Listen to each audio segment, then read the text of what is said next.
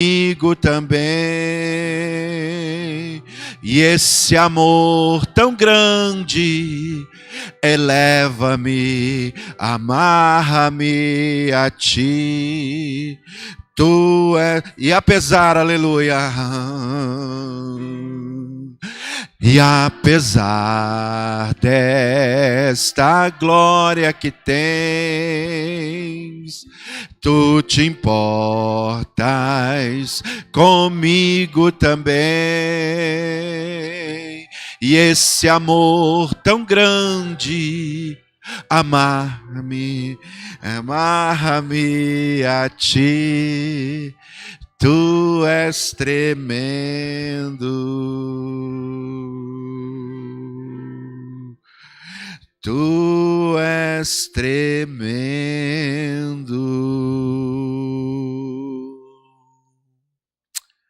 Queiram abrir as suas Bíblias para a saudação a esse momento de culto. 1 Coríntios, capítulo 13. Repito, irmãos, nós hoje estamos com ausência bem significativa de irmãos. Alguns comunicaram comigo, estão ali no templo sede, porque se trata de um congresso que há muito tempo não víamos nessa modalidade para todo o nosso campo, né? No templo sede. Não, sim, mas está sendo abrangido para todo o campo, né? Então, nessa modalidade assim, de as pessoas, por certo, querem conhecer o novo pastor e etc., né? Então, eu percebo que muitos irmãos foram para ali, alguns irmãos foram para ali. Hoje nós estamos já desde o início da oração, orando um pouco no sentido de despertar em nós o amor. O amor, ele é, sem dúvida alguma, o mais elevado nível de espiritualidade que alguém pode viver. O amor, ele é um verbo, portanto, ele demanda uma ação. E quando nós amamos, nós nos identificamos com Deus, porque Deus é amor. E Paulo diz, nesse sentido da espiritualidade elevada, entre os capítulos 12 e 14, que falam dos dons ministeriais e dos dons espirituais, para dar o equilíbrio a toda a relação de espiritualidade, ele põe exatamente o amor entre os dons espirituais, que é o capítulo 13, 12, dons ministeriais e dons espirituais. Ele põe essa colocação tão perfeita, com termos tão poéticos e, digo, tão inspirado. E nesses termos ele diz, ainda que eu falasse a língua dos anjos e dos homens, se não tiver amor, serei como um sino que ressoa, ou como um prato que retine. Ainda que eu tenha o dom de profecia e saiba todos os mistérios e todo o conhecimento, e tenha fé capaz de mover montanhas, se não tiver amor, nada serei. Ainda que eu dê aos pobres tudo o que possuo, e entregue o meu corpo para ser queimado, se não tiver amor, nada disso valerá. O amor é paciente, o amor é bondoso, não inveja, não se vangloria, não se orgulha, não maltrata, não procura seus interesses, não ira facilmente, não guarda rancor. O amor não se alegra com a injustiça, mas se alegra com a verdade. Tudo sofre, tudo crê, tudo espera, tudo suporta. O amor nunca perece, mas as profecias desaparecerão, as línguas cessarão, o conhecimento passará. Pois em parte conhecemos e em parte profetizamos. Quando, porém, vier o que é perfeito, o que é imperfeito desaparecerá.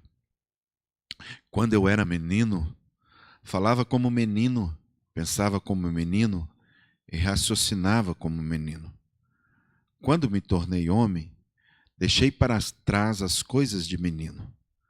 Agora, pois, vemos apenas um reflexo obscuro, como em espelho, mas então veremos face a face. Agora conheço em parte, então conhecerei plenamente da mesma forma como sou conhecido.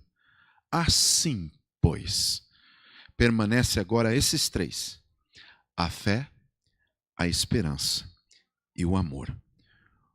O maior deles, porém, é o amor. Amém? Eu acredito que você pode, de alguma forma, descrever esse amor de uma forma afetiva agora. Nós teremos 1 minuto para você cumprimentar no mínimo umas 2 ou 3 pessoas e falar alguma coisa boa. Que bom te rever. Vamos nos saudar nesse sentido de amor?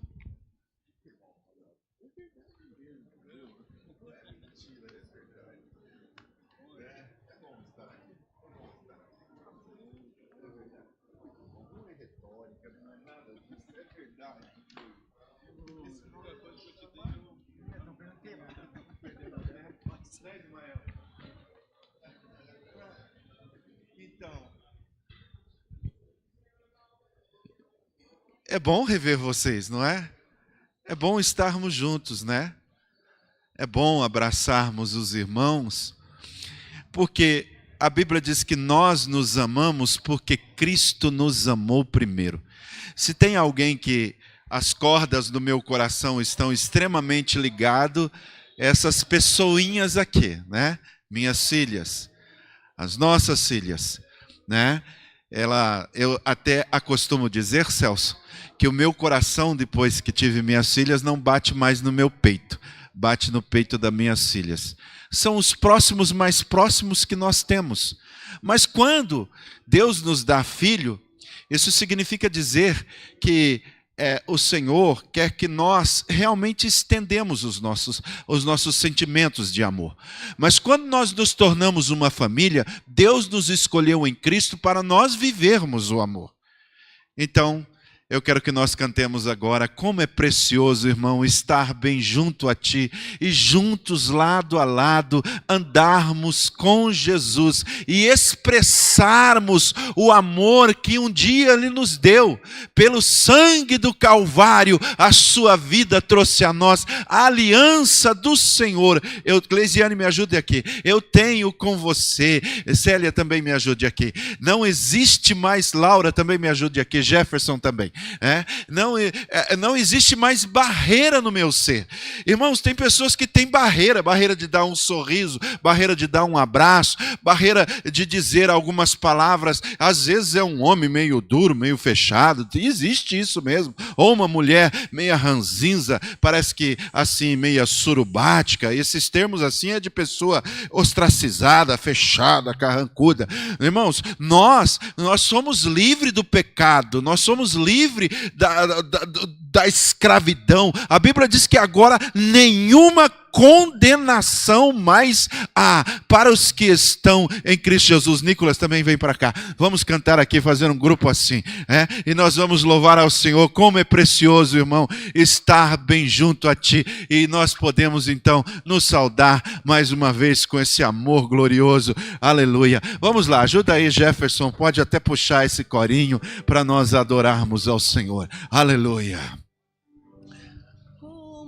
Precioso, irmão, estar bem junto a ti. É muito bom. E juntos, lado a lado, andarmos com Jesus e expressarmos o amor que um dia Ele nos deu. Pelo sangue do Calvário, sua vida trouxe a nós a aliança do Senhor. Eu tenho com você não existem mais barreiras em meu ser. Eu sou livre.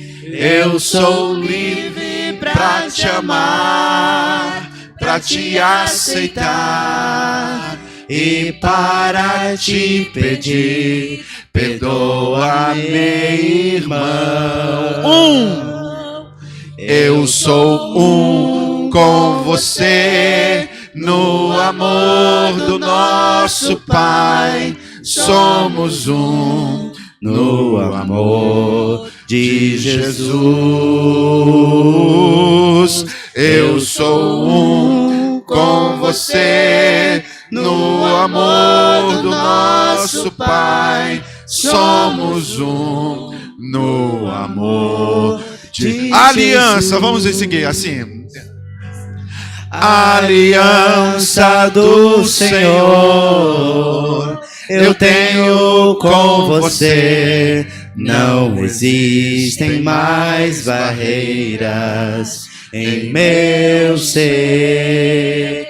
Eu sou livre pra te amar, pra te aceitar e para te pedir, perdoa-me, irmão. Eu sou com você no amor do nosso Pai. Somos no amor de Jesus. Eu sou com você no amor do nosso Pai. Somos no amor de Jesus. Somos no amor de Jesus. Pai amado, nós declaramos como família do Senhor que o nosso coração está inteiramente voltado, Senhor, para essa comunhão de amor, para essa comunhão de fé, para essa comunhão, Senhor, que somos como uma família, Senhor. Estamos ligados à mesma videira, estamos ligados ao mesmo edifício, somos membros do mesmo corpo, somos participantes do mesmo Espírito, temos uma só fé, uma esperança, um só Senhor, um só pastor. Como é bom, Senhor, ser uma família, uma comunidade de amor, uma comunidade de esperança, uma comunidade, ó Deus, que vive o Evangelho da graça, o Evangelho, aleluia, Senhor. Alegra o nosso coração, Senhor. Nós te adoramos, em nome de Jesus. Amém, Senhor. Tome assento. Que tal nós cantarmos agora o hino de número 15, assim, para nós lembrar lá no comecinho, hino de número 15, olha, nós vamos cantar o hino de número 15, a nossa conversão, né? Tem uma canção que diz, como é bom dos tempos primitivos lembrar, né? Aquelas fervorosas orações. Quantos aqui já foram em vigília? É melhor perguntar assim, quantos nunca foi numa vigília? Olha aí, todos foram. Quantos foram naquela vigília que você falou assim, mas já acabou? E era de manhãzinha assim, ó. É muito bom, irmãos, nós vivermos esses tempos primitivos de amor, né? E aí a gente cantava isso aí, ó, com violãozinho, nem tanto quanto o Ismael toca ali, hoje ali o Gabriel, olha como o Gabriel está bonito. Oh, glória. Né, Lucas? Não é como vocês tocavam aí, né? Mas nós nos alegrávamos, viu? Aleluia. Quantos dizem aí, o Gabriel está bonito? Olha, irmãos, aleluia. Olha lá, aleluia. Aleluia. Vamos lá cantar. Consegue, eu andei perdido, vaguei, longe, longe do meu Salvador. Aleluia. Vamos cantar. Senão... quão cego andei e perdido vaguei, longe, longe do meu Salvador. Mas do céu ele desceu e seu sangue verteu para salvar um tão pobre pecador. Foi na cruz, onde um dia eu vi meus pecados castigados em Jesus. Foi ali pela fé que os olhos abri e agora me alegro em sua luz. Eu ouvia falar desta graça sem par que do céu trouxe o nosso Jesus. Mas eu surdo me fiz, converter-me não quis ao Senhor que por mim morreu na cruz. Foi na cruz, onde um dia eu vi meus pecados castigados em Jesus. Foi ali pela fé que os olhos abri e agora me alegro em sua luz. Mas um dia senti meu pecado e vi sobre mim a espada da lei. Apressado fugi, em Jesus me escondi, em abrigo seguro nele achei. Foi na cruz, onde um dia eu vi meus pecados castigados em Jesus. Foi ali pela fé que os olhos abri e agora me alegro em sua luz. Quão ditoso então este meu coração, conhecendo excelso amor, que levou meu Jesus a sofrer lá na cruz, a salvar um tão pobre pecador. Foi na cruz, onde um dia eu vi meus pecados castigados em Jesus. Foi ali pela fé que os olhos abri e agora me alegro em sua luz. Luiz Cláudio, diácono nessa casa, procedendo nesse momento uma leitura bíblica na palavra do Senhor, e nós iremos nos postar em pé, em honra à palavra que vai ser lida, e depois faremos uma oração intercessória pelo nosso irmão Luiz Cláudio, por aqueles que assim solicitarem. Amém, glória a Deus.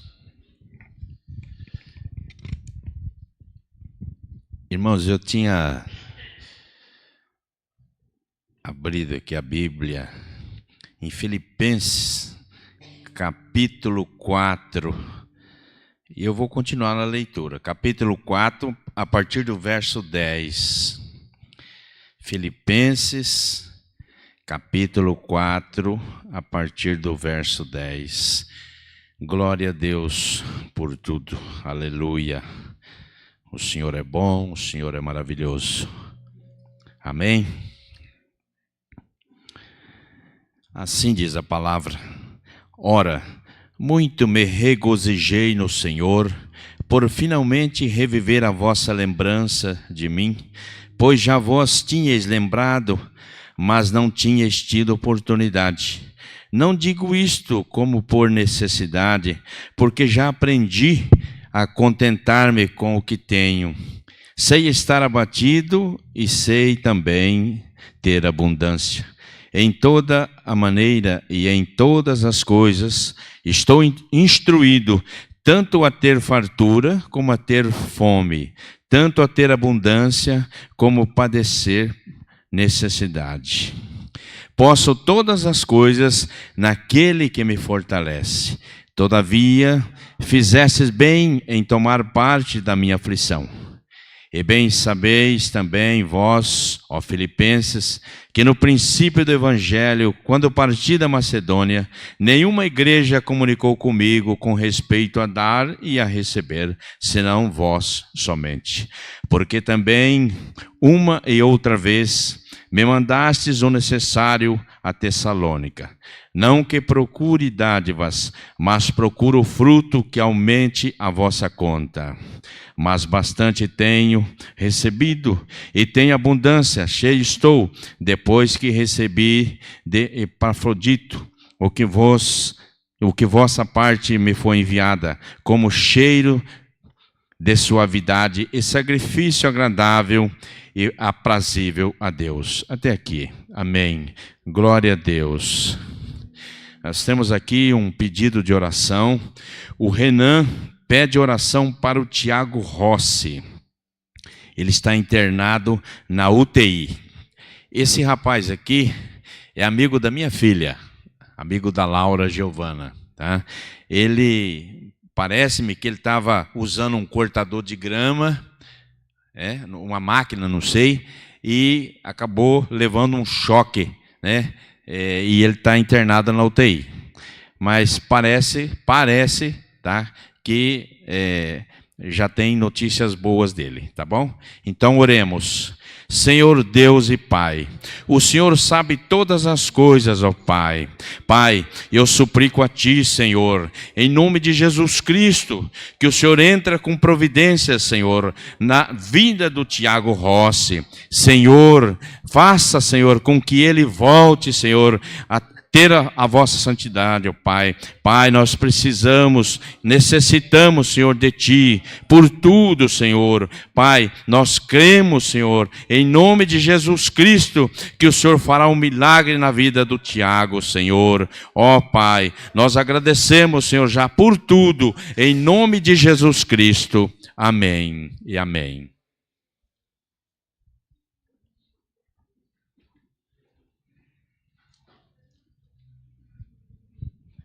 A paz do Senhor para a amada igreja. Quanto é bom, irmão, estarmos na casa do Senhor, adorando o Senhor Jesus. Sabemos que passamos um dia, aleluia, que o Senhor nos concedeu, estávamos na casa do Senhor no período da manhã, mas o Senhor nos concedeu um dia de bênção, um dia de paz e prosperidade, e agora estamos aqui adorando o nome do Senhor Jesus. Como está a igreja do Senhor esta noite? Essa é uma pergunta, irmãos, que às vezes comove o nosso coração. Nos dias em que estamos vivendo, são dias de aflição, dias de tristezas, dias de angústias. Não tem quem não tenha problema, às vezes problemas financeiros, problemas com enfermidades, problema com os filhos. Mas sabemos, irmãos, que o Senhor está no comando de todas as coisas. Jesus disse: no mundo tereis aflição, mas tem de bom ânimo, aleluia. O apóstolo Paulo escreveu 2 Coríntios, capítulo 6, versículo 9 a seguir, dizendo: como desconhecido, mas sendo bem conhecido, como morrendo, e eis que vivendo, como castigados, mas não mortos, como contristado, mas sempre alegre, como pobre, mas enriquecendo a muitos, como nada tendo e possuindo tudo. Aleluia. Essa é a esperança, irmãos, daqueles que servem ao Senhor, daqueles em que está no plano, na vontade do Senhor. Irmãos, vamos ouvir agora os jovens. Está preparado para adorar o nome do Senhor Jesus? E já após os jovens, irmãos, o nosso pastor Celso estará dando uma palavra para a igreja e vamos assim continuando com o trabalho do Senhor.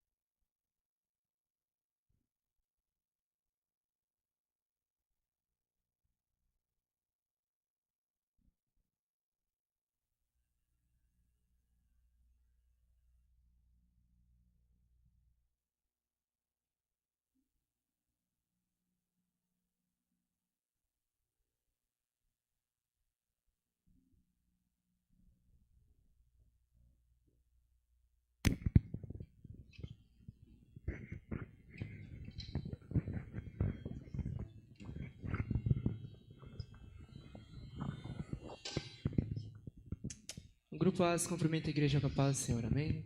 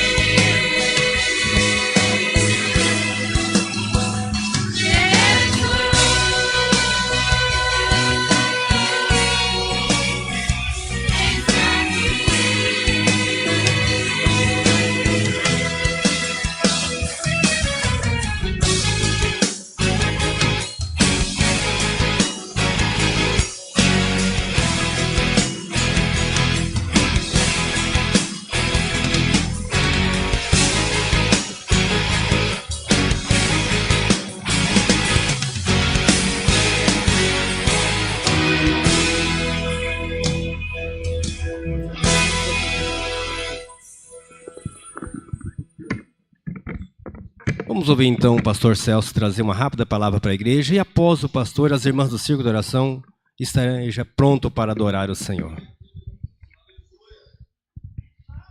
Glória a Deus. A paz do Senhor, igreja. Queridos, mesmo assentado, abra a tua Bíblia no livro de Atos dos Apóstolos. Aleluia. No capítulo de número 12, eu tenho uma rápida reflexão para os irmãos.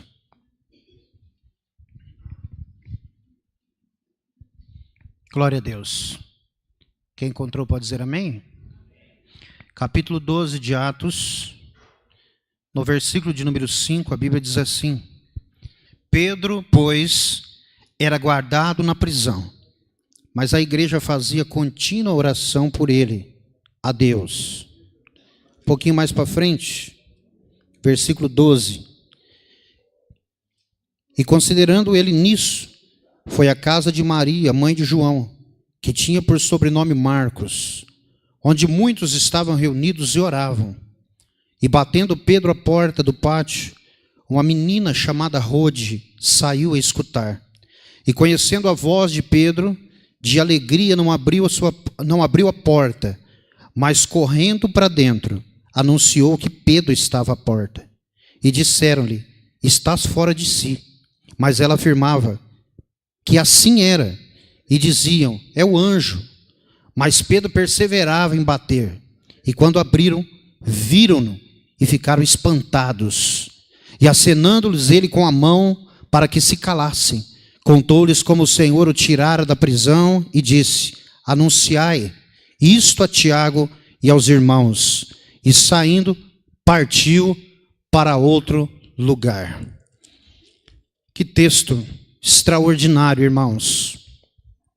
Nós temos completa certeza e convicção que todos os relatos bíblicos, que tudo que nós temos acompanhado, desde quando nós conhecemos o Evangelho de Cristo, é a verdade. Você crê assim, irmão? A nossa Bíblia é a profunda verdade daquilo que nós temos a conhecer espiritualmente, daquilo que Deus deixou para que nós trilhamos uma vida espiritual, para que nós trilhamos para o céu. Nós observamos nesse texto, irmão, que a igreja do Senhor estava avante, pregando a palavra de Deus. O povo estava em Antioquia, os milagres do Senhor acontecendo através das mãos de cada um que pregava ali o Evangelho de Cristo. Mas no capítulo de número 12, nos fala que Herodes começou a mandar matar os servos de Deus, as pessoas que seguiam a Cristo. Ou seja, a igreja começou a passar por uma grande perseguição. E nós vemos que Tiago foi morto, Pedro foi lançado à prisão, e a Bíblia diz que Herodes manda prender Pedro. E quando ele lá estava, numa condição muito adversa, porque Pedro estava preso e no próximo dia Pedro haveria de ser decapitado, haveria de ser morto. Mas a Bíblia diz que mesmo tendo 4 quarternas de soldado guardando a sua vida ali, Pedro dormia. Se você ler o texto, você vai ver que Pedro estava tranquilo perante uma situação muito complicada, porque estava preso e com certeza, pela visão humana, no outro dia ele haveria de morrer. Mas a Bíblia diz que quando Pedro estava dormindo, chegou um anjo naquela cela. Disse que tocou nas algemas que estavam em suas mãos, além de 2 soldados cuidando da porta, 2 soldados à sua volta, tinha um soldado à sua direita e à sua esquerda com as mãos algemadas na mão de Pedro. Ou seja, era uma situação que não tinha como ele fugir. Mas quando Deus entra na situação, irmãos, a coisa fica diferente. Eu sei que muitas vezes você se encontra em situações que você não consegue ver saída. Eu sei que talvez você entrou aqui nessa noite, você veio à igreja esperando ouvir uma palavra, que Deus venha ao seu coração e te dê um descanso, porque você não tem para onde fugir, você não tem mais o que fazer. Mas o Senhor fala para você através da sua palavra, há uma solução. Deus sempre tem feito algo para poder te livrar, para poder te proteger. Ainda que a situação talvez esteja tão difícil. Se você olhar para trás, você vai ver quantas coisas lindas o Senhor já tem feito até aqui. E Ele vai continuar realizando algo porque Ele te ama. E a Bíblia diz que Deus toca nas algemas, tira das mãos de Pedro, tira ele daquele ambiente onde ele estava preso, abre a porta e coloca Pedro lá fora e fala: Pedro, vai embora. Tudo isso pela fé que Pedro tinha em Deus. Porém, no versículo de número 5 do capítulo 12, nós vemos que Pedro era guardado na prisão, mas a igreja estava em oração pela vida de Pedro. É por isso, irmãos, que todo pedido de oração que venha por alguém, todo pedido que você deposita aqui por alguma pessoa, tenha fé nisso, faça isso com convicção, porque o Deus que você tem depositado a sua confiança, Ele é poderoso, Ele é fiel, e Ele vai ouvir a oração da igreja, e Ele vai operar o seu milagre. Sabe, queridos, já vou finalizar. A Bíblia diz que Pedro foi solto, e ele vai para a casa de Maria, onde os irmãos estavam de joelhos dobrados, orando para que Pedro fosse solto. E de repente agora Pedro chega lá no portão, e eu acredito, começa a bater palma e a chamar para que os irmãos abrissem a porta, e uma menina chamada Rode escuta a voz de Pedro, e começa a glorificar Deus, eu imagino, e falar com os irmãos: o Pedro está lá fora nos chamando. E os irmãos estavam orando para que Pedro fosse solto. Diz: você está fora de si, menina, Pedro está preso. A gente ora para quê, irmão? Muitas vezes nós estamos orando por tantas coisas, mas a gente não acredita. Olha, irmãos, há tempos que a igreja está orando para que Deus mova as águas no país, para que alguma coisa diferente aconteça, para que haja mudanças, e nós temos visto mudanças acontecendo. E muitas pessoas ainda não estão acreditando. Olha, irmão, há tempos que eu oro. Me desculpa se talvez não concorda alguém, mas eu creio que as mãos de Deus vai agir na nossa nação, no nosso povo. Eu tenho me compadecido muito pela nação brasileira. Tenho me compadecido muito pelas famílias, pelas pessoas. Não estamos vivendo em momentos fáceis. E é só o Senhor para fazer o milagre. E nós temos orado. E eu acredito que o Senhor há de fazer um grande milagre, assim como fez na vida de Pedro. Eu quero que você, querido, se coloque de pé. Se coloque de pé. Eu quero fazer uma oração. Eu acredito muito nessa palavra que eu tenho lido aqui nessa noite. Eu quero desafiar você, irmão, a colocar algo diante do Senhor. Talvez você está aqui precisando de uma cura. Talvez você está aqui precisando de um milagre urgente. E nós sempre acreditamos em um Deus que opera milagre, e a gente sempre viu Deus fazer grandes milagres. E eu tenho toda certeza que, embora o momento que estamos vivendo nesses últimos dias, é um momento que talvez muitas pessoas perderam a sua fé, talvez já não confia mais em muitas coisas. Eu quero dizer que o Deus que um dia você conheceu é o mesmo.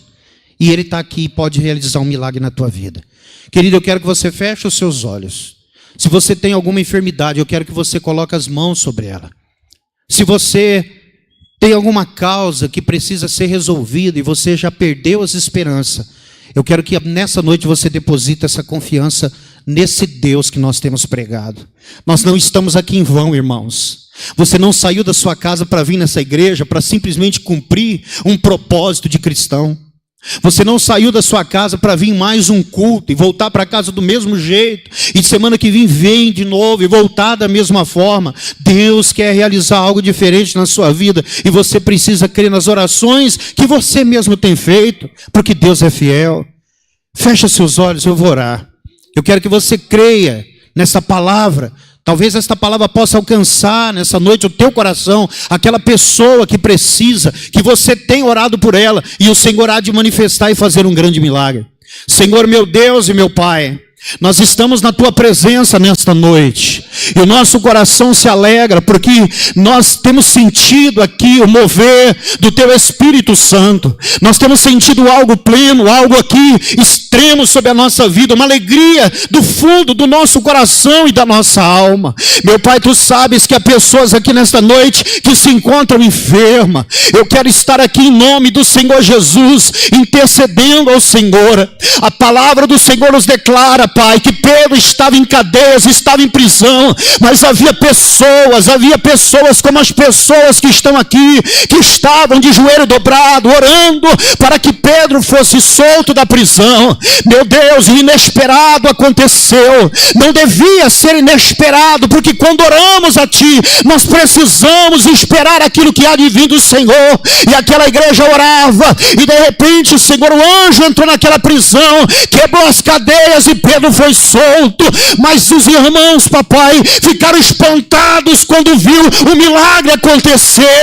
Meu Deus, que nós não vivamos espanto de ver o Teu milagre, que nós não ficamos espantados de ver a manifestar da Tua glória, mas que nesta noite o Senhor possa tocar neste irmão que está com este problema de coluna, neste irmão que talvez esteja com câncer, nesta pessoa que esteja aqui nesta noite enferma, que a cura possa vir sobre ela.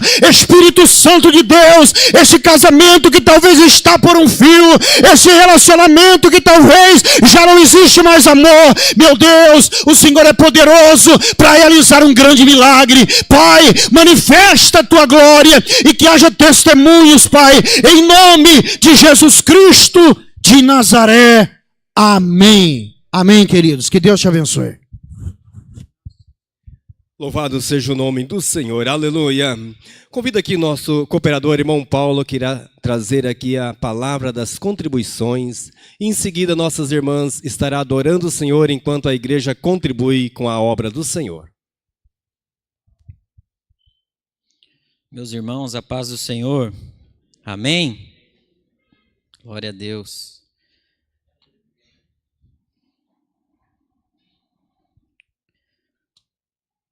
Convido, antes de nós nos colocarmos em pé, convido os irmãos para abrir a Bíblia no livro de Marcos, capítulo 12. Antes de nós ficarmos em pé, Marcos, capítulo 12, vai ser a partir do versículo 41. Outro dia eu estava numa conversa entre amigos, e eu, graças a Deus, eu até tenho alguns amigos na minha vida e também no lado profissional que não são conhecedores da palavra. Eu até tenho, mas pouco convivo, assim, não são pessoas que eu frequento a casa e tampouco eles a minha. Então eu estava numa conversa de amigos, todos cristãos, todos, inclusive a maioria deles da Assembleia de Deus, e o assunto era a oferta. Cada um estava dando a sua opinião, pastor, sobre se ainda é válido ofertar, o que Jesus fala no Novo Testamento, se o dízimo é bom, se o dízimo não é bom, se é legal, se não é, aquela conversa. E eu até confesso que fiquei um pouco triste em ouvir alguma das opiniões de alguns amigos meus, respeitando, claro, mas fiquei um pouco triste, porque vinha assim no meu coração, se falar de oferta, se ofertar, se dizimar, já não nos serve no dia de hoje, por que a gente não pega a Bíblia então, pastor, e vamos tirar as cartas de Paulo, os ensinamentos de Paulo sobre a oferta em Gálatas, Coríntios, Tito, Timóteo, Efésios? Vamos tirar da Bíblia então, se não nos serve, pastora, vamos tirar da Bíblia todos os testemunhos que foram dados também no Antigo Testamento, vamos tirar da Bíblia a oferta de Abraão quando foi ofertar seu filho Isaque. Se já não nos serve hoje, por que está na Bíblia? Então eu creio que está na Bíblia é porque nos serve no dia de hoje. Essa é a palavra, ela é verdadeira, ela é pura, ela fala. Então se você perguntar se ela fala, ela responde para você. Então, agora sim, ficando em pé, em reverência à palavra de Deus, eu convido-os então para lermos mais uma vez, para sermos ministrados pela palavra, porque não importa se sou eu, se é o João, se é a Maria ou se é o José que está aqui, o que vale para você é a palavra, não quem fala ela. Oferta da viúva, versículo 41 do capítulo 12. Jesus sentou-se em frente do lugar onde eram colocados as contribuições e observava a multidão colocando o dinheiro nas caixas de oferta. Muitos ricos lançavam ali grandes quantias. Então, uma viúva pobre chegou-se e colocou 2 pequenas moedas de cobre, de muito pouco valor. Chamando a seus discípulos, Jesus declarou: afirmo-lhes que esta viúva pobre colocou na caixa de ofertas mais do que todos os outros. Todos deram o que lhes sobrava, mas ela, da sua pobreza, deu tudo o que possuía para viver. Amém. E para nós a lição que fica hoje, podeis assentar? E para nós a lição nessa palavra que fica hoje é que a mesma coisa que Jesus fazia naquele dia, ele faz hoje. Só que hoje ele está num lugar diferente. Hoje ele está assentado no trono, do lado dele está o Pai dele, que é Deus. De vez em quando a ira de Deus vem sobre a gente assim e ele fala: Pai, calma, segura mais um pouco, Pai. Essa marca aqui, ó, foi por eles. Dá uma segurada. Ele vai se arrepender. Ele é bom. Calma. Não é mais ou menos assim que acontece, pastor?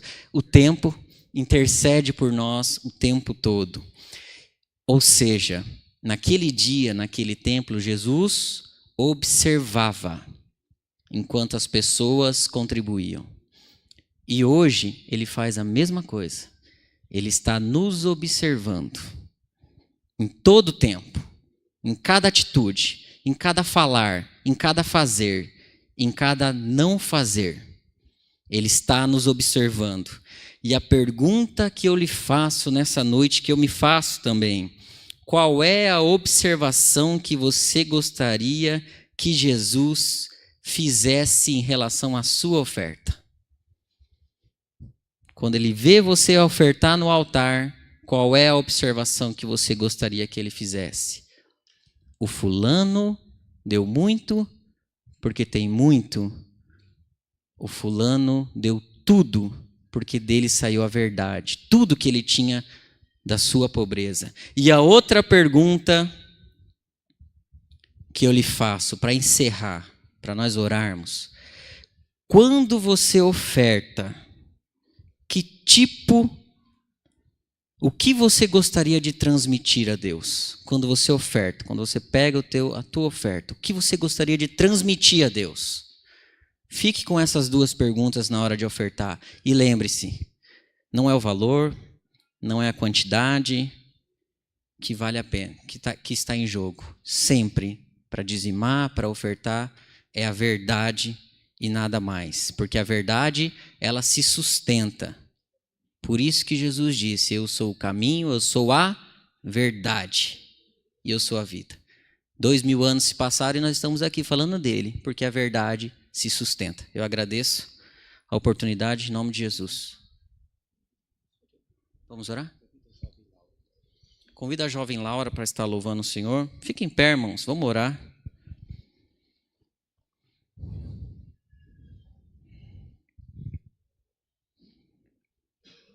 Senhor nosso Deus e Pai, te louvo, te agradeço, Deus, por tudo quanto tem nos proporcionado, Pai. Te louvo, Deus, porque o Senhor é Deus nas nossas vidas. Te louvo, Deus, porque o Senhor não nos deixa em nenhum momento. O Senhor nos observa a todo instante, Pai, daquilo que fazemos, daquilo que deixamos de fazer, Pai.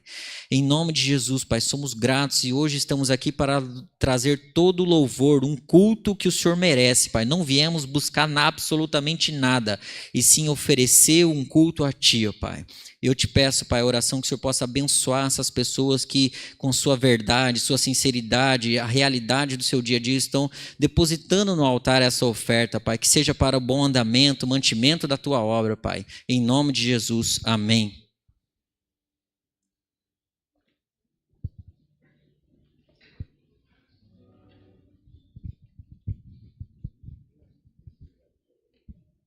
Cumprimento a igreja com a paz do Senhor.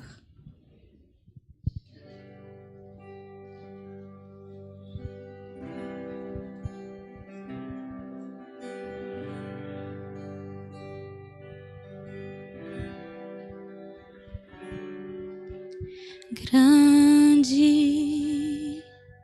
é o Senhor e muito digno de louvor. Na cidade do nosso Deus, seu santo monte,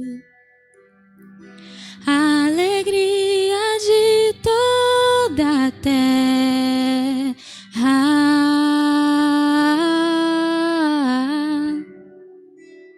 Grande é o Senhor em quem nós temos a vitória e que nos ajuda contra o inimigo. Por isso diante dele nos prostramos.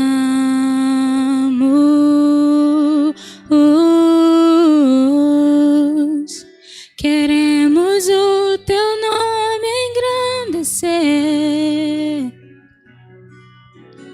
e agradecer-te por tua obra em nossas vidas.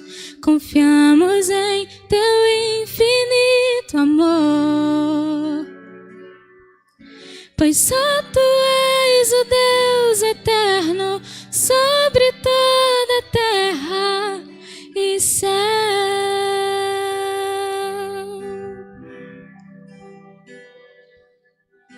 Grande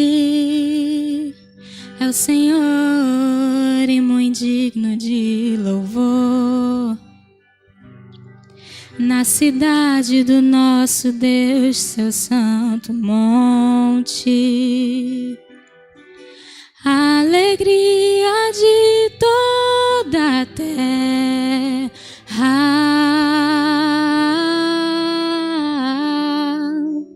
Grande é o Senhor em quem nós temos a vitória e que nos ajuda contra o inimigo. Por isso diante dele nos prostramos.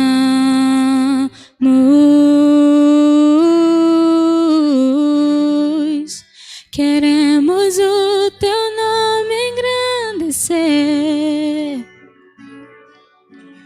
e agradecer-te por tua obra em nossas vidas. Confiamos em teu infinito amor, pois só tu és o Deus eterno sobre toda a terra. Queremos o teu nome engrandecer e agradecer-te por tua obra em nossas vidas. Confiamos em teu infinito amor, pois só tu és o Deus eterno sobre toda a terra. Só tu és o Deus eterno sobre toda a terra.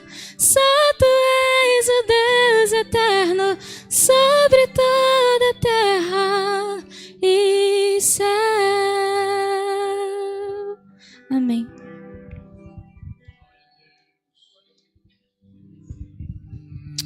Aleluia. Meus queridos irmãos, é sempre bom saudar bem-vindo os nossos irmãos que sempre estão conosco através da internet, né? Estão aqui mencionados o irmão Maicon Pereira, que está acompanhando o culto e está de plantão numa vigilância em uma escola. Olha aí, é um guarda noturno ou alguma coisa assim, e está nos acompanhando, né? Quantos outros que estão nos acompanhando também e que nós não temos o nome aqui, mas queremos dizer a todos que são bem-vindos também a essa transmissão do nosso culto pela internet. Que Deus abençoe rica e poderosamente. Eu quero aqui também dar alguns avisos, irmãos, que no próximo sábado nós queremos a presença de todos os cooperadores aqui para nós fazermos algumas organizações a despeito da nossa cozinha e o nosso pátio, que estamos precisando aí de uma ajuda de todos os cooperadores para nós fazermos uma organização de alguns pisos que estão quebrados, uma limpeza que precisa ser feita e algumas pinturas que precisarão ser reposicionadas, no sentido de que nós também já estamos nos aproximando da confraternização do Ministério Feminino, que será no dia 2 e 3 e 4, é isso. Muito obrigado, Marcele. 3 e 4 do nosso próximo mês, ou seja, 3 e 4 de novembro. E estará conosco aqui a psicóloga irmã Sônia Semiscaf, e também um juiz de direito, o Seminho, que também conhecido por Seminho, mas é Gamaliel Semiscaf.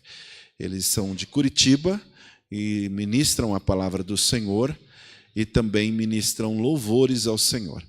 Gamaliel Semiscaf e Sônia Semiscaf, é esse sobrenome mesmo. Estarão ministrando aqui nos dias 3 e 4 de novembro, a nossa confraternização do Ministério Feminino. Mas é por conta disso que precisamos fazer algumas organizações aqui no aspecto físico do templo, para assim termos também uma manutenção às necessidades físicas aqui da construção do nosso templo aqui na Vila Morangueira. Mas também, meus queridos irmãos, nós queremos lançar hoje uma campanha. Hoje nós estamos tendo a ausência das lideranças femininas, mas nós faremos um reforço disso. Eu quero que os irmãos saibam que nós precisamos de algumas contribuições para a finalidade desse congresso feminino. Então, os irmãos se preparem, porque no próximo domingo nós já faremos isso, aqui uma oferta bem alçada para esse fim, para o congresso feminino, que será no dia 3 e 4 de novembro. E nós queremos que todos ajudem nesse sentido, porque nós queremos fazer um almoço, temos algumas despesas, e eu já estou avisando, para os irmãos virem preparados, para nós assim fazermos uma oferta bem interessante para o Ministério Feminino. Muito bem, meus queridos irmãos. Nós também queremos aqui lançar hoje uma campanha a despeito da nossa missão em Jerusalém. Porém, eu só vou fazer essa referência aqui agora, porque depois, no final do culto, eu vou me dedicar ali alguns minutinhos, que vou fazer isso, para dizer a razão dessa campanha, que nós estaremos cooperando com a necessidade do campo, e, portanto, essa campanha chama-se Missão em Jerusalém. Eu trouxe aqui 30 carnezinhos, depois eu vou explicar mais detalhadamente. Isso é a pedido do nosso pastor Antônio Ferreira, e depois eu vou detalhar mais precisamente, porque eu preciso dar um embasamento para isso. Então, nós queremos aqui, agora, fazer menção aqui dos irmãos que estão conosco, E estão aqui presentes o irmão Valdinei. Onde está o irmão Valdinei? Está lá no fundo? Muito bem. Para nós é um motivo de muita alegria a tua presença aqui. E nós queremos dizer bem-vindo, que você se sinta muito bem entre nós também. Deus abençoe, irmão Valdinei. Também nós temos a alegria de hoje ver aqui a irmã Janice, né? E ali ao lado dela está o André. O André é irmão da Patrícia, e a Patrícia é a esposa do Júlio. Então, pela ordem, vamos começar do Júlio. O Júlio fica em pé ao lado da Patrícia, por favor. O Júlio e a Patrícia, eles irão congregar aqui, né? E eles estão sendo, a partir desse momento, recebidos a essa congregação. O Júlio é um cooperador, obreiro, ministro da palavra do Senhor também. A Patrícia já fazem quantos anos de casamento, Júlio? 10 anos que são casados, né? Sempre serviram ao Senhor com muita dedicação, e eles estão se transferindo para essa congregação. E nós vamos saudá-lo com um bem-vindo caloroso, um abraço muito fraternal de irmão em Cristo Jesus, e da mesma sorte que sinta-se também recebida a irmã Janice e irmão André. Fiquem em pé, Janice e André. Eu queria também dizer da mesma sorte que vocês venham para cá, tá bom? Os irmãos podem dizer amém? Amém. São bem-vindos, viu? Deus abençoe Júlio, Patrícia, irmã Janice e ao André, essa família que está sendo recebida aqui entre nós. E para nós é um motivo de muita alegria, irmãos, ver o irmão Pedro Landim ali, irmão Pedro Landim, acende com a mão assim, irmão Pedro Landim. Olha, ele está andando de andador, irmão. Você sabe que nós temos orado aqui, uma Belisa que está ao lado dele, é sua esposa, e nós sabemos da enfermidade do irmão Pedro, temos orado por ele, e hoje ele fez um desafio para ele mesmo, e eu fiquei até admirado quando a Célia viu pela janela, porque ele saiu da casa dele 6 da tarde para vir de andador, veio a pé da casa dele até aqui. Você pode glorificar ao Senhor pela vida do irmão Pedro Landim? Aleluia! Como é bom ver o irmão Pedro alegre, satisfeito. Irmão Pedro, irmão, muitos anos ele serviu essa igreja aqui, atendendo na porta. Quantos anos foi, irmão Pedro? Quantos anos, mais ou menos, uma Belisa, ele serviu ao Senhor aqui? Uns 30 anos, olha aí. Então, os irmãos sabem, né? Então, a Bíblia diz que é para nós acompanharmos sempre essas pessoas assim, nesse sentido de oração. Nós temos ido na casa do irmão Pedro, o irmão Jonas tem frequentado até ido com uma certa frequência, né? E lá somos sempre bem recebidos. E os irmãos quiserem, de vez em quando, passa ali na casa do irmão Pedro, faça uma oração com ele. Isso é bênção para todos nós. Nós é que somos edificados com isso, né? E nós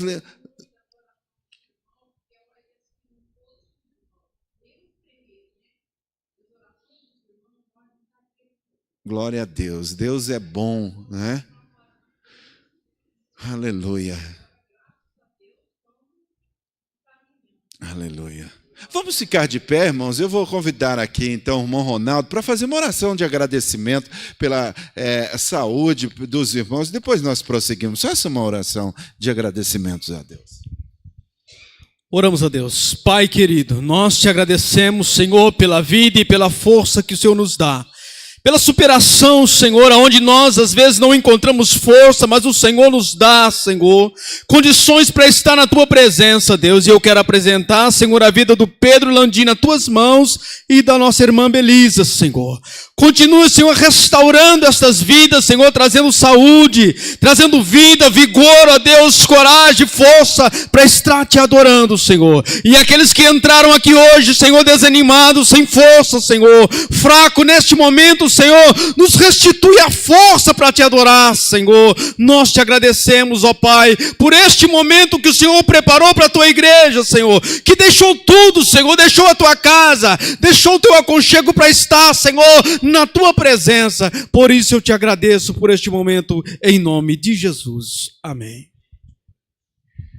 Louvado seja. Aproveitando, ficamos em pé, queridos. Nós já vamos, o tempo caminhou. Abra sua Bíblia em Atos dos Apóstolos.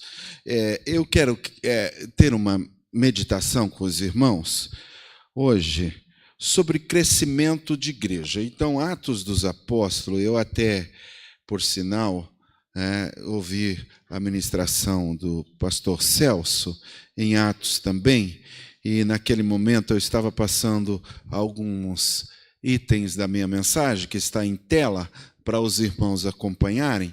E vamos para Atos, capítulo 9, versículo 31. Também está em tela, Atos, capítulo 9, versículo 31. Mesmo abrindo a sua Bíblia, vamos ler o que está em tela aqui todos juntos? Vamos lá? Juntos, 1, 2, 3. A igreja, na verdade, tinha paz por toda a Judéia, Galiléia e Samaria, edificando-se e caminhando no temor do Senhor e no conforto do Espírito Santo, crescia em número. Amém? Tome assento, queridos. Tome assento. Obviamente, nós não podemos pegar um texto como esse e isolar o versículo apenas sem entender o seu contexto. Quando você olha para a tua Bíblia, Atos dos Apóstolos, no capítulo 1 até o capítulo 9, 10 e 11, a igreja ela está ainda nas cercanias da Judéia. Mas quando você vai para o capítulo 13, você olha Atos 13 e vai ver assim, na igreja de Antioquia. Por quê? Porque desde o capítulo 10, Lucas vem fazendo uma transição. O cristianismo, meus irmãos, vai deixar de ter a sua conotação, digamos assim, da Judéia e vai se ligar ao povo gentil. Porque a igreja ela passará a ser universal. Ela vai se tornar não apenas no âmbito de Israel. E no capítulo 9, que nós lemos aí, Lucas já começa com um capítulo que poderíamos dizer assim, o capítulo 9 seria um capítulo parentético, ou seja, é um parêntese. Então, por quê? Porque Lucas vai fazer uma transição entre a igreja do capítulo 8, que se comunga entre os judeus, e algumas concessões aos samaritanos, para uma igreja que agora vai deixar de ser, como eles estavam entendendo na Judéia, uma seita dos judeus, e vai tomar uma direção aos gentios. Lembre-se, queridos, aqui agora eu vou falar para você lembrar por que eu estou pregando isso. Hoje é culto de missão, entendeu? Então a fé cristã, ela vai romper com seu casulo, ela vai romper com seus obstáculos. A fé cristã, ela vai se tornar então universal. E esse capítulo que nós lemos, esse versículo, é um capítulo de transição.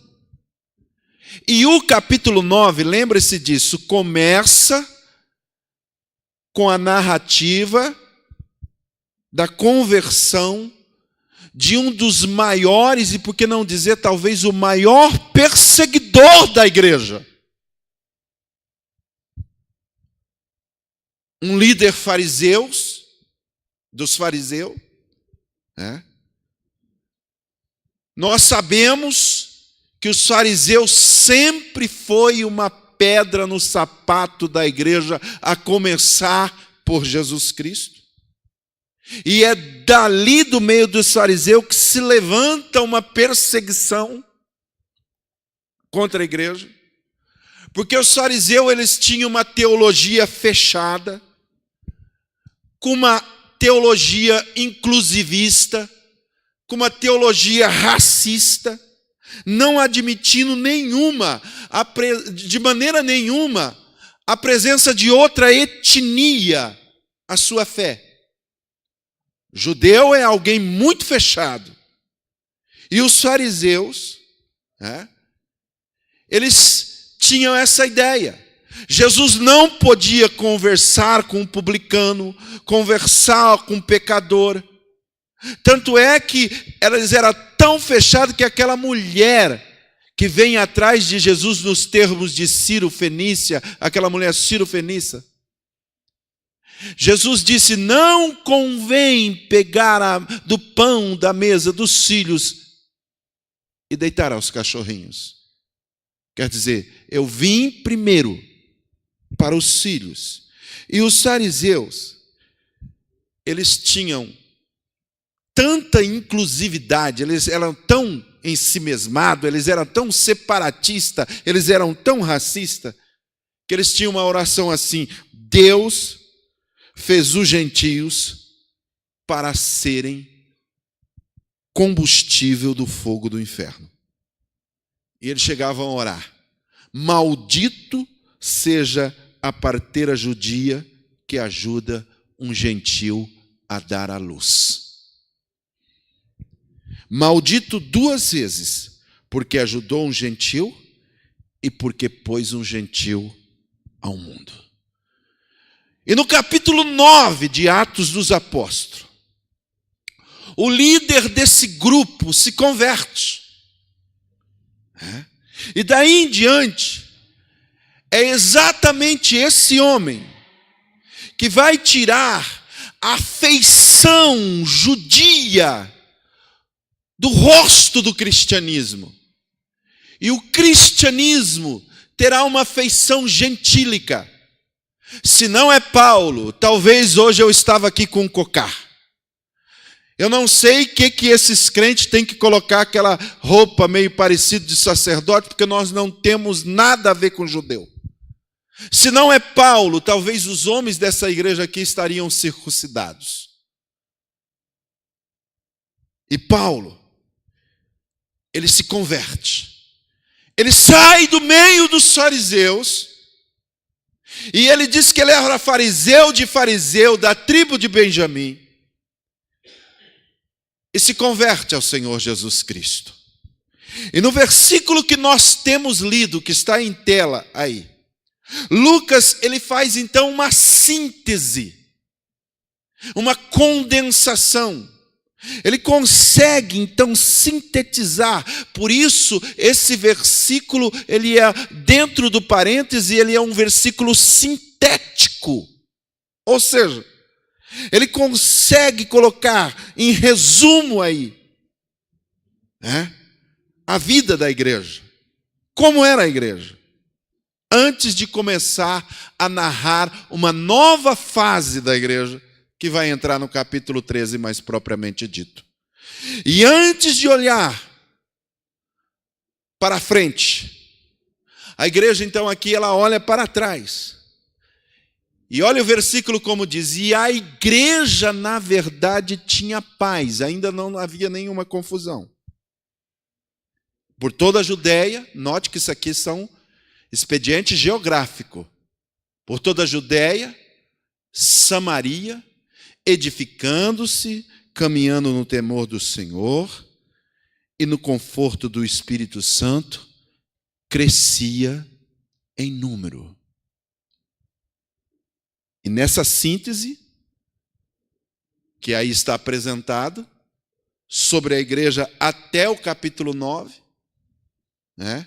Lucas mostra então que a igreja crescia, porque ela estava cumprindo o papel inicial do Senhor Jesus em Atos capítulo 1, versículo 8. Recebereis poder, que há de vir sobre vós, e ser-me-eis testemunha tanto aonde? Judéia, Samaria, mas não tinha ido ainda até aos confins da terra. Mas é interessante olhar esse texto, esse versículo que nós temos aí em tela, para nós olharmos como é a síntese que Lucas, ou seja, como ele consegue ver a igreja. E dentro desse texto existe 4 dimensões de como a igreja crescia em Jerusalém. Digam 4 dimensões. Espera um pouquinho. Essas 4 dimensões aí, irmãos, que eu vou mostrar dentro do texto, elas são, na verdade, uma amostra de como a igreja precisa crescer. E sem dúvida alguma, quando termina aí, crescia em número, nós temos que entender que aí está uma espécie de dimensão. Quando eu falo dimensão, deixa eu mostrar aqui para vocês o que é isso. Quando nós estamos falando de dimensão em termos de linearidade, nós estamos falando de coisas, digamos, no sentido da vertical. Isso é uma dimensão. No sentido da horizontal, é outra dimensão. Quando nós estamos falando de dimensão, nós estamos falando de coisas de ambiente. Tá? Então preste atenção que eu quero lhe apresentar, para a nossa edificação hoje aqui, 4 dimensões desse texto do crescimento da igreja, e que nós devemos perseguir se somos uma igreja que o Espírito Santo habita. Você crê que o Espírito Santo habita essa igreja? Aleluia. Primeiro lugar, vamos ao item aí, a próxima tela. Diga assim comigo, a igreja precisa crescer para dentro. Olha aí, está a primeira dimensão. Olha o versículo, dizia assim, e a igreja, na verdade, tinha paz. Essa é a primeira declaração de Lucas. Em primeiro lugar, ela crescia para dentro. O que é isso aí? É o crescimento de relacionamento. Crescimento de relacionamento. A igreja tinha paz. Essa ordem aí, irmãos, das dimensões não é sem sentido. Lucas, desde o Evangelho, se mostra um homem muito detalhista. Ele sabe escrever. E sabe escrever bem. Na verdade, acredito eu, ele ser o mais preparado autor do Novo Testamento. É Lucas. Todos nós sabemos que ele era médico. Então, muito preparado. Era um homem que tinha muito treinamento, habilidade, observador. E essa ordem que ele coloca da igreja de Jerusalém, primeiro lugar, ela tinha paz, está numa ordem que tem que compreender o sentido dela para o crescimento da igreja. Porque, em primeiro lugar, a igreja precisa crescer para dentro. Por quê? Porque se a igreja não tiver paz, ela não cresce. E eu vou mostrar isso lá em João capítulo 17, versículo 12, versículo 21 ao 23, que Jesus Cristo disse na sua oração sacerdotal, a fim de que todos sejam um. Ele está orando para a igreja ser uma, como ele e o Pai é um. Que a igreja seja unida, que a igreja saiba conviver, que a igreja saiba se relacionar, que a igreja seja um, como eu e o Pai somos um. Irmãos, se o mundo não ver a igreja unida, nós nem temos autoridade de pregar. A igreja é uma comunidade que vive um relacionamento de paz. A igreja não é um condomínio. Diga-se de passagem, quem mora em condomínio, de vez em quando tem umas brigas, né? Você já viu briga de prédio, de condômino? Ali, que eles discordam.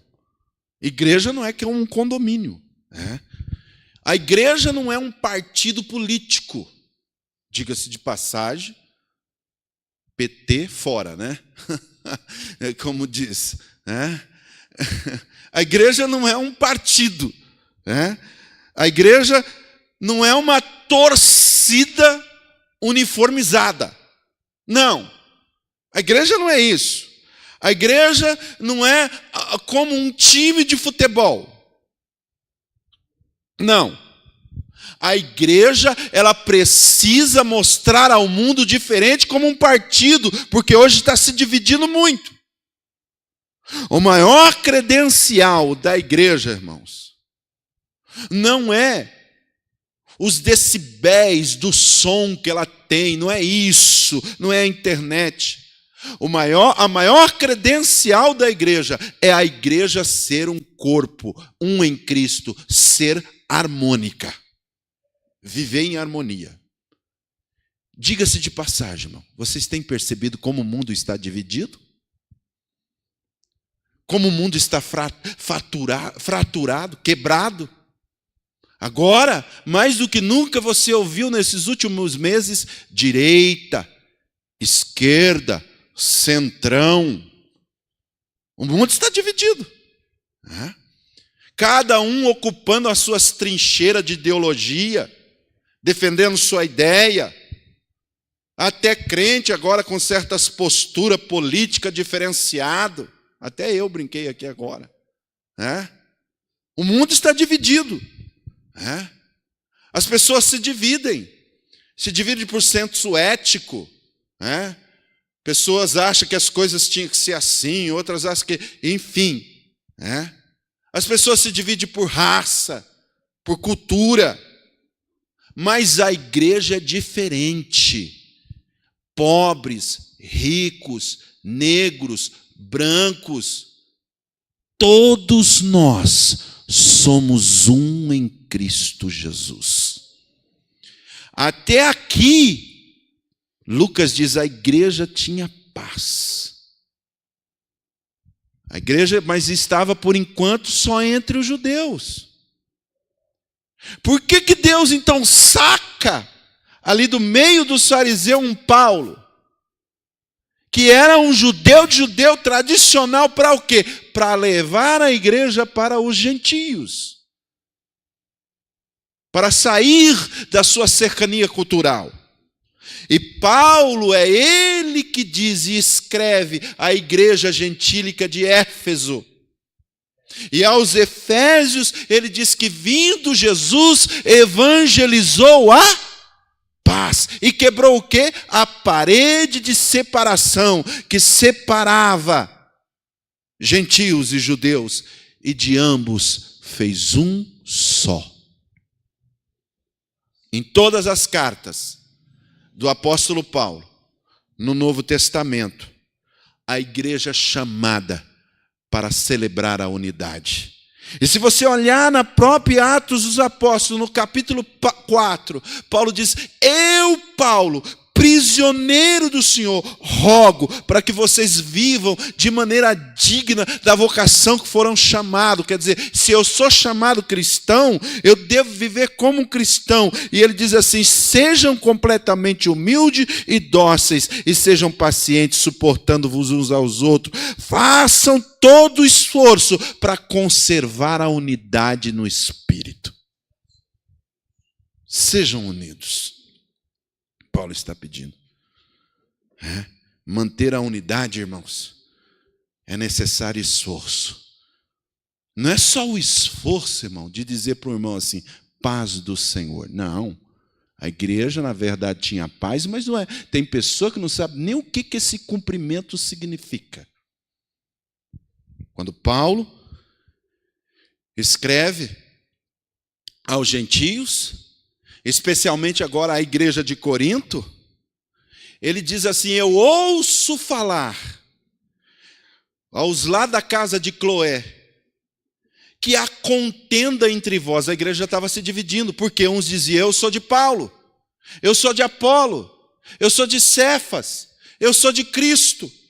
Ele diz: quem é Paulo? Quem é Apolo? Todos nós somos cooperadores do Senhor. O que é cooperar? Junto, de conjunto. Cooperar, trabalhar junto. Eu ouço, ele diz aos que chegaram para mim aí da família de Cloé, que há entre vós divisas, contendas. Você sabe o que quer dizer a palavra contenda no original grego? É a mesma coisa que a palavra fratura. É a mesma coisa que se alguém estivesse quebrando o corpo. Fratura. Alguém aqui já quebrou um pé ou um braço? Todo o corpo sente. Porque o corpo não quer se desligar. E aí existe uma função no corpo, que aquele osso quebrado, ele volta a se unir. Assim é o corpo de Cristo. Mesmo que alguém tenha nos ferido, a igreja precisa crescer unida para a glória do Senhor. E esse aqui é a primeira dimensão, isso é a primeira dimensão do crescimento da igreja. Por vezes, irmãos, nós vemos pessoas querendo fraturar a igreja, ferir a igreja, com atitudes erradas, com postura errada, falando mal um do outro. Nós não podemos fazer isso. A Bíblia diz que nós devemos suportar uns aos outros em amor. Mesmo que nós tenhamos alguns desentendimentos, nós precisamos manter a unidade de Cristo. Você pode glorificar ao Senhor? Se algo que nos deve preocupar é isso, a igreja precisa crescer, mas crescer para dentro. Crescer para dentro é crescer em amor. Segundo lugar, continue. Avança, por favor. Aí a tela. Isso. Diga assim: a igreja precisa crescer. Vamos de novo. A igreja precisa crescer para baixo. Primeiro, a igreja na verdade tinha paz, olha, por toda a Judéia, Galiléia, Samaria, edificando-se. Olha outra dimensão aqui dentro. Ela crescia paz, quer dizer, havia amor, unidade, harmonia, mas ela crescia edificando-se. Como é que começa uma construção? Para baixo. Eu nunca vi ninguém começar uma construção do telhado. Não dá certo. Só for um doido, né? Primeiro tem que escavar, fazer a fundação, fazer a sapata. O verbo aqui, edificando, né, é o verbo da construção, irmãos. A igreja precisa crescer também para baixo. A ideia, irmãos, aqui é do alicerce da igreja. Uma igreja que não tem alicerce, ela acaba se desaparecendo. Muitos de nós hoje pensamos em crescimento em programas especiais, festas, né? Pensamos que a igreja cresce ali. Encontros, louvores. Por vezes, nós nos preocupamos demasiadamente com crescimento assim. É festa, é confraternização. E esquece da essência da igreja, irmãos. A essência da igreja, a sua fundação. E isso me preocupa muito, porque os crentes não querem vir mais em escola dominical e não querem vir mais em culto de ensino. Isso me preocupa demais. A igreja precisa ter firmeza. Ter firmeza. Nós não podemos viver de oba-oba. Nós não podemos viver assim. Precisamos de profundidade. Alguém um dia falou que a igreja brasileira é como um grande mar. Mas quando você pisa nela, ela não encobre nem teu pé. Ela é muito grande, mas não profunda. Converse com as pessoas da igreja para você ver. Você vê que ela não tem profundidade. Há muitos anos, com todo o respeito guardado aos textos da Bíblia, só sabe citar o Salmo 23. Eu morro de vergonha. Hoje nós estamos vivendo numa época, irmãos, que as pessoas nem se alimentar direito sabem. Vive comendo nos fast food da vida. Comida rápida. Sucata alimentar do McDonald's. Não tem substância. Não sabe nem comer mais essa geração. Barriga inchada. Desnutrido. Fraco. E hoje os crentes estão assim. Não querem comer mais. Não querem se fortalecer mais. A igreja crescia em paz, mas a igreja também se edificava. Todos os dias eles estavam juntos. Celebravam, se alegravam. Mas eles estavam juntos também no culto de doutrina. Como é que você está nessa segunda dimensão aí? Isso é para você, meu irmão. Eu estou falando com você em nome de Jesus. Você tem crescido? Como você tem estudado a Bíblia? É tempo de despertar, meus queridos. Era assim que a igreja crescia. Bom, eu não vou apertar muito, porque senão vocês, Mas vamos a uma outra dimensão. Aproxima a próxima tela que eu pedi para você colocar. Em terceiro lugar, diga assim: a igreja precisa crescer para baixo. Para cima, opa! Que bom que tem alguém acordado, né? Então ela crescia. A igreja crescia. E o texto aí, a igreja na verdade tinha paz por toda a Judéia, então ela crescia no relacionamento para os lados, ela crescia para baixo, edificando-se, Nós vemos aí que ela crescia para baixo, mas ela também crescia, diz o texto, edificando-se, caminhando no temor do Senhor. Olha, outra dimensão aí. Ela crescia para os lados, crescia para dentro, melhor, para baixo e agora aqui para cima. Temor do Senhor. O que é temor do Senhor? Será que é medo? Não. A igreja, ela não vive com medo de Deus, apavorada diante de Deus. Essa expressão temor do Senhor, nós podemos usar tecnicamente que a igreja crescia com seriedade diante do Senhor. Ou seja, o que é temor do Senhor? Diga assim: temor do Senhor é levar Deus a sério. Pergunta para o teu irmão: você leva Deus a sério? O que é levar Deus a sério? É agir com reverência. Agir com respeito. Você tem percebido que as pessoas hoje não vivem mais sério? As pessoas só vivem fazendo piada. O que é temor do Senhor? É a vida espiritual correta. É para orar? Então eu levo a sério, vou orar. É para jejuar? Então eu levo a sério, vou jejuar. Irmãos, nós vivemos em um tempo de muita leviandade. O que é a pessoa ser leviano? Leviano é mais ou menos assim, olha. Preste atenção. Qualquer vento sopra. Isso é o leviano. Alguém faz uma piadinha com coisa santa, eu já estou rindo. Com todo respeito, eu respeito os irmãos. Mas igreja não é lugar para a gente ficar distraído com o seu ninguém, não. Guarda o teu pé quando entrares na casa do Senhor.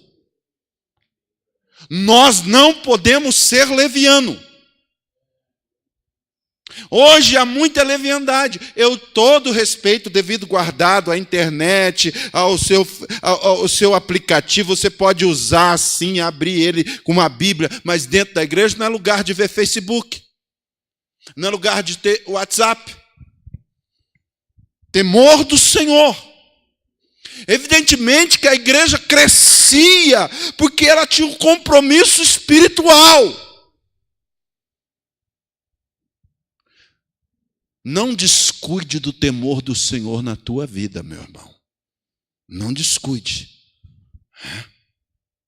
Ela crescia no temor do Senhor. Ou seja, ela era reverente. Será que nós temos mostrado que somos pessoas sérias para o mundo? Você é crente? Alguém pergunta.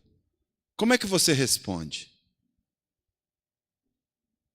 As pessoas têm perdido o temor e não comportam-se mais como um crente. Às vezes nem parece como um crente. Perdeu o temor.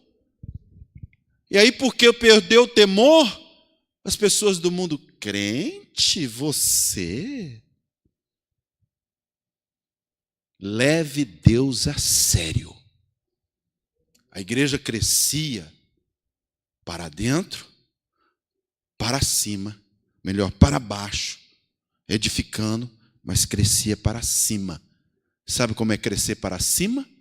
É você todo dia acordar e saber que existe um Deus no céu e está te vendo. Ele acompanha cada passo que você dá. E esse temor do Senhor, no Salmo diz assim: para onde eu fugirei da tua face? Se subir ao céu, tu aí estás. Se descer e fizer minha cama lá no céu, até ali a tua mão me guiará. Sonda-me, Senhor, tu conheces o meu coração. E ele ora: vê se há em mim algum caminho mau e guia-me por caminho eterno. Mesmo se eu estou falhando em alguma coisa e não sei, Senhor, me ajude a ter temor e te pedir perdão todos os dias pelos meus erros. Hoje muita gente tem pedido o temor. Cresça para cima, meu irmão. A igreja crescia. O que é crescer para cima, pastor Nilson? Crescer para cima é crescer em santificação. Santificação é um processo que acontece a partir do momento que você é chamado pelo Senhor, pela graça, e você conhece o Senhor. Você agora então anda com temor e santidade, e porque você tem santidade, você tem comunhão, e porque você tem comunhão, você não levanta que nem um bicho, e sai já andando, e fazendo as coisas, não come como um animal, não, você levanta, e dobra o seu joelho, e diz: Senhor, mais um dia o Senhor me dá, guia-me, Senhor, pela tua vereda. Eu quero andar, Senhor, contigo. Eu quero andar contigo, ter santidade. Aleluia. A igreja crescia assim, nessa dimensão do temor do Senhor. Então ela tinha essa dimensão de crescer para dentro, em paz. Estava os irmãos vivendo sem nenhuma rixa, sem nenhuma discussão, sem nenhuma desarmonia. Ela crescia para baixo, os irmãos, até a Bíblia cita de uma dessas igrejas ali para frente, a igreja de Bereia, que era nobre, e diz o texto que a igreja era mais nobre do que a de Tessalônica, porque os irmãos de Bereano abriam a Bíblia e conferia, abriam as escrituras, conferia, se tudo que estava dizendo era de acordo com aquilo mesmo, porque eles eram Alguém que edificava-se, mas também crescia para cima. Todos os dias, eles andavam reverentemente ao Senhor. Então vimos 3 dimensões. A igreja precisa crescer, irmãos. Para dentro, para baixo e para cima. Vamos caminhar. Eu vou parar por aqui. Agora a 4ª dimensão do crescimento da igreja. Já está aí? 4º? Isso. Diga assim, a igreja precisa crescer para fora. Ó, para dentro, para baixo, para cima e para fora. Isso aqui, irmãos, é a síntese da igreja de Jerusalém. Vem até o capítulo 9. É como que se Lucas estivesse fazendo uma transição. Agora, como diz o texto, Atos 1 e 8. Recebereis poder, eles já estavam cheios do Espírito Santo, a igreja já estava crescendo, já estava fortalecida. Agora eles precisavam o quê? Sair da Judéia. E diz assim, ó, e no conforto, eu gosto muito dessa expressão, Paulo. No conforto do Espírito Santo. Se tem uma coisa que é confortável para minhas filhas é quando a gente viaja. Eu fico olhando assim, eu pego no carro, né? Estou dirigindo, eu olho no retrovisor, a Evelyn está assim, dormindo na Elisa. Né? Eu também de vez em quando quero dormir no volante, mas não tem jeito. Né, Célia? Depois você não conta para os irmãos que eu já fiz nas minhas viagens, não. Enfim. Mas coisa boa é quando a gente sabe que quem está dirigindo a igreja é o Espírito Santo, irmãos. Xarabacundaraba, xarabacai. Se tem uma coisa que eu tenho pedido para o Senhor, é isso aqui. Senhor, dirija de volta a sua igreja, Senhor, para nós sentir o teu conforto. Porque quando a igreja está cheia do Espírito Santo, irmãos, a igreja evangeliza. Você não aguenta, você não suporta, você está cheio, você recebeu o Espírito Santo, você vai falar para alguém.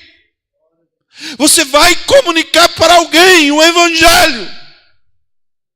Mas quando a igreja está dormindo, Paulo diz assim para ela, ó, desperta tu que dormes, levanta-te dentre os mortos e Cristo te esclarecerá. Existe, eu não tenho como entrar nisso aqui, mas existe, irmãos, 7 estágios do sono. O primeiro estágio do sono é a madorna. O que é a madorna? Aquele sono que você fica meio dormindo, meio acordado. Você está ouvindo tudo o que está acontecendo, mas você está ali dormindo. Aquele é o primeiro estágio. O último estágio do sono dá o mesmo sentido de um morto. Um morto e um dormindo profundamente está no mesmo sentido. É o sentido de Jonas. Estava lá no porão e dormindo e roncando, enquanto os outros estavam morrendo. E ele era o profeta, era o homem de Deus. Quando a gente ainda está numa madorna, a gente ainda desperta, opa, eu estou ouvindo algum problema, você ainda fala de Jesus. Mas nem assim é para nós andarmos. Como é para nós andarmos? No conforto do Espírito Santo. O conforto do Espírito Santo é algo aceso, irmão. Algo acordado. Ele que dirige, mas eu estou junto com ele. Ele que dirige, mas eu estou conectado com ele. Diga-se de passagem, conectados terça-feira, viu? Esqueci, mas agora lembrei. Tá bom? E conectados com eles. E nisso, como a igreja estava conectada, ela se multiplicava. Ela crescia. Porque todos estavam entendendo que havia algo extraordinário na igreja. E olha, irmãos, preste atenção no que vou falar aqui, irmãos. Se tem uma coisa que a Bíblia pouco cita na Bíblia, que o Novo Testamento pouco cita, é a função de evangelista. Por quê? Só apenas 3 vezes a palavra evangelista aparece no Novo Testamento.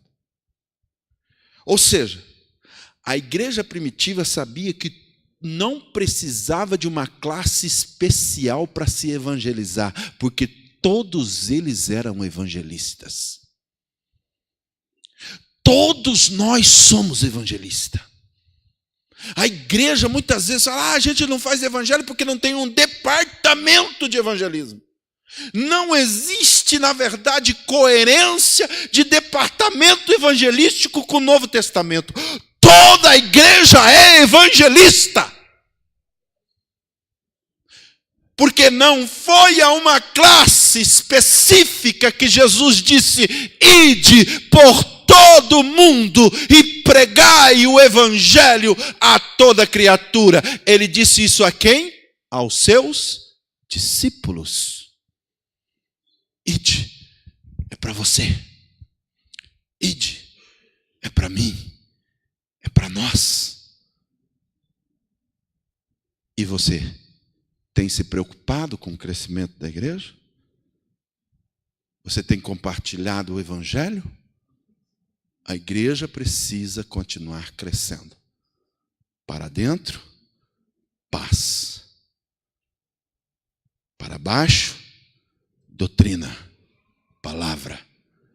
Para cima, reverência, temor ao Senhor.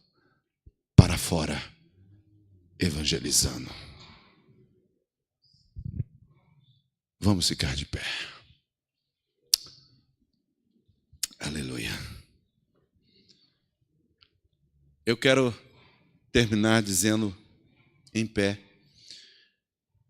que eu preciso considerar algo aqui. Primeira coisa que eu quero considerar aqui, igreja não é um prédio, irmãos. Igreja não é um prédio. Outra coisa que eu preciso declarar aqui, irmão Celso, evangelista Pedro, co-pastor Jonas aqui, Ronaldo, nós não somos uma instituição, irmão. Com esse problema de dívida, a igreja encracou demais em institucionalizar-se. A igreja não é uma instituição. Eu vou mais. Igreja não é uma denominação. O que igreja é? Igreja é o corpo vivo de Jesus Cristo na terra. E você é membro do corpo de Cristo. Igreja sou eu, igreja é você. E nesse sentido, Paulo diz, vós sois o santuário do Deus vivo. Aleluia. Ou seja, nós, irmãos, como santuário, por que nós somos templo?